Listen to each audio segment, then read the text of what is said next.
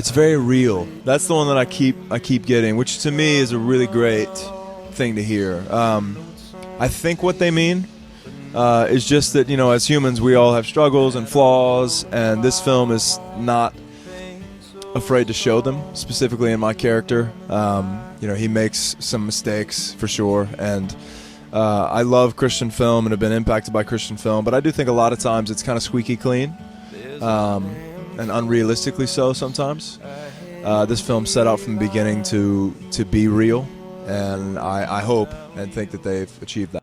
I sing about things that I'm passionate about, like Rose. Are you Jed King? Yes. I'm Rose Jordan. It's nice to meet you. Yeah, well, he's a singer-songwriter who strikes it big, if you will, when he finally writes a song about his wife. So as far as his connection to Solomon, the writer-director Richie Ramsey was trying to figure out how do I take these principles that are ageless but put them in a modern day, telling. And I think the story goes that he was dancing with his daughter, and it just kind of hit him like an epiphany. Oh, we should make him a musician. And so I think that the parallel is really strong. He gets propelled to stardom and then really struggles with all the things that come with that. Prioritizing your family when everybody's telling you that you're awesome and all these women are throwing themselves at you, all this kind of stuff.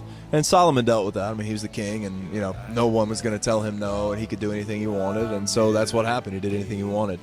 And we all know that didn't end well because it never does. And those are the same struggles that Jed deals with. Yeah, that was the initial draw. Like, I feel like I get this guy. I understand this guy. He's gone all the time. He comes back, the struggle of reconnecting with your wife. And these are, there's a couple scenes where, they're having a fight after coming back from the road. I'm like, I've had that fight right there. Just roll the cameras. I know exactly how to, So there was a lot of that was really close to home for me. And he's got a kid in the film, and I have 2 daughters. And when I was filming, actually, I only had 1. So it was really, really close, and just the struggle of being a dad gone a lot, and yeah, it was almost too much, sometimes that I felt like I could relate to it. What was my biggest, I would say, challenge, or I think I was most nervous about, because I grew up on pop music, I make pop music, and this film is Americana, almost, not Western, but Americana, like very singer-songwriter. So for the 4 weeks leading up to when we were going to record the music for it, I didn't listen to anything but like Johnny Cash and Hank Williams and the Avett Brothers and these guys that would have had kind of a similar sound to Jed, and just hoped that if I did that it would kind of become enough of me that when time came, like it was what came out. And it took some time. Like we were in the studio for a few days, kind of wrestling through some stuff, and then finally, I don't know, I just showed up one day and he was there, and we're very grateful for that. So hopefully it worked.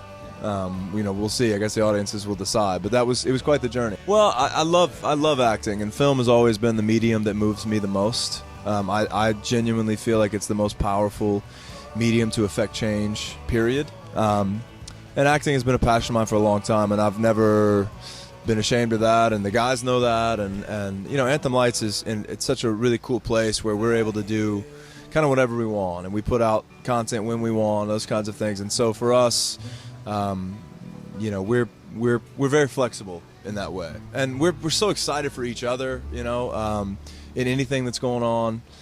So there's no like competitiveness or anything like that. So the guys are great, and I mean I'm excited to continue acting and do other projects that I feel like are important to do.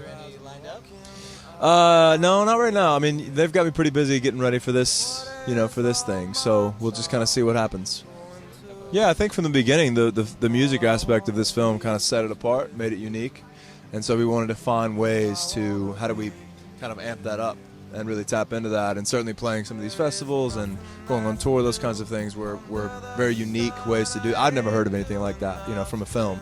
I hope that what people take away from it is as I mentioned from stage, just that without God, life is meaningless. And it seems so relatively general and almost cliche, but it's not. Just because something has been said a lot doesn't mean it's less true or less impactful. So that is what this film is about. That's what Solomon landed, being the wisest man on earth ever. That's ultimately what he had to say, and so that's what we wanted to say. And hopefully that's what we said.